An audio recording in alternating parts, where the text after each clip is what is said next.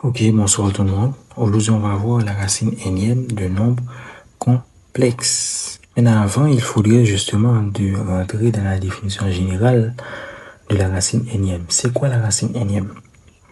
Alors, la racine énième de nombre x, c'est le nombre y dont la puissance énième donne x.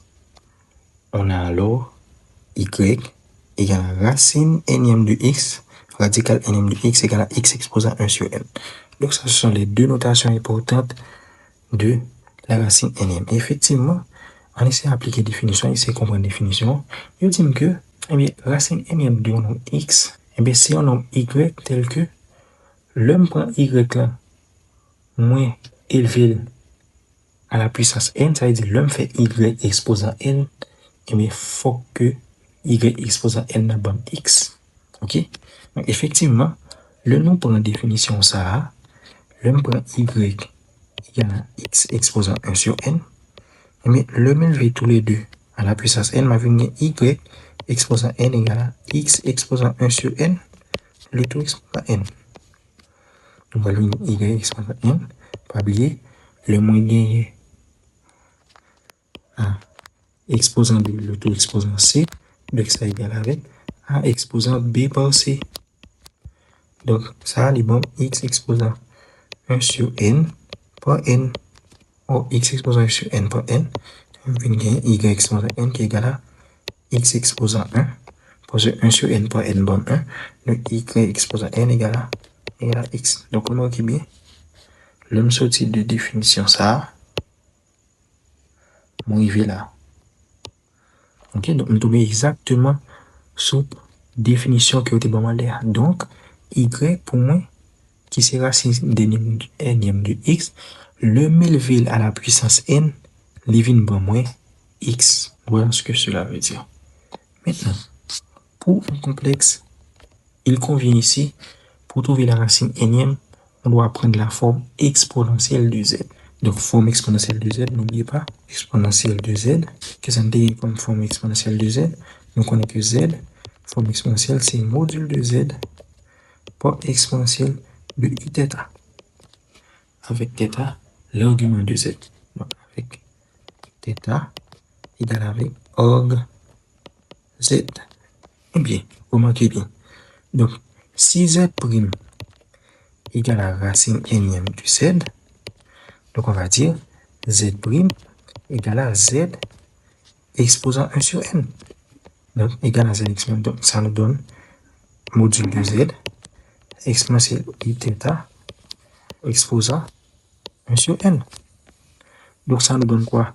Ça nous donne z module de z exposant 1 sur n par exponentielle θ exposant 1 sur n. Donc, on marque bien. Ici, on va multiplier les exposants de cette partie-là. Donc, ça nous donne module de z exposant 1 sur n par exponentielle i θ par 1 sur n. Donc, ça nous donne module de z exposant 1 sur n par exponentielle de i θ sur n. Donc, voici justement la racine énième de z. Et si on veut justement, parce que regardez bien ça qui vient de passer là, eh bien, racine énième de z, la égale à racine énième de module de z, ok, par exponentielle de i de argument de z sur n. Et nous allons voir ça rapidement parce que pas oublier dans le tableau, nous avons que argument de z exponentielle n, nous avons que l'idée égale avec n fois argument de z. Eh bien, si argument de z exposant n égale à n fois argument de z, donc nous sommes capable de dire que argument de z exposant n, de tout sur n. Ok? Donc, si nous remplaçons z pour y là, on a pas exactement ça qui passe. Si on place z pour z prime là, on a pas exactement que c'est ça qui passe. Donc, ici, si on veut aller à la forme trigonométrique, eh bien, on aura quoi? Eh bien, z prime sera égal à quoi?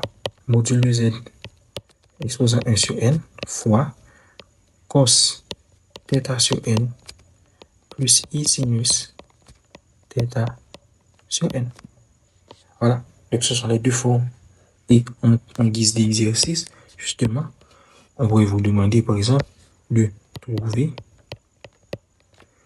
la racine énième de z égale 1 plus I. Donc, z égale 1 plus I. N'oubliez pas, on avait trouvé sa forme trigonométrique plus haut, ok? Donc, on sait que z égale 1 plus I, nous avons fait comme ça déjà. Eh bien, l'égal tout avec racine de 2 fois cosinus pi sur 4 plus I sinus pi sur 4. Ok? Donc, z' qui est égal avec racine énième de z, et bien là, égal avec racine de 2 exposant 1 sur n fois cos pi sur 4 sur n plus I sinus pi sur 4 le tout sur n. Ok?